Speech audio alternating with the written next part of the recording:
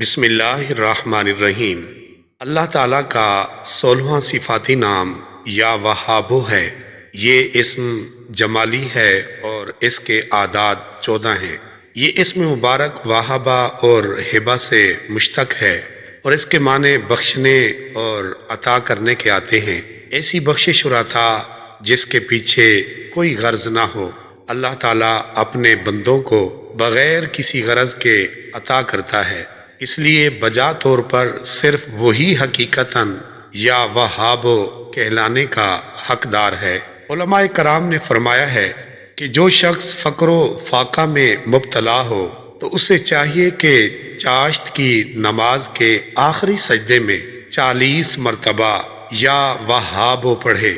اگر اس عمل کی پابندی کسی نے 40 دن کر لی تو اللہ تعالیٰ اس کے فقر و فاقہ کو دور کر دے گا۔ اکابرین نے یہ بھی فرمایا ہے کہ جو شخص صبح کی نماز کے بعد یا وہابوں کا 300 مرتبہ ورد کرے گا، اللہ تعالیٰ اس پر رزق کے دروازے کو کشادہ کر دے گا اور اسے اتنا عطا کرے گا کہ اس سے سمیٹا نہ جائے گا۔ اللہ تعالیٰ اس وظیفے کی برکات ہم سب کو نصیب فرمائے، آمین یا رب العالمین۔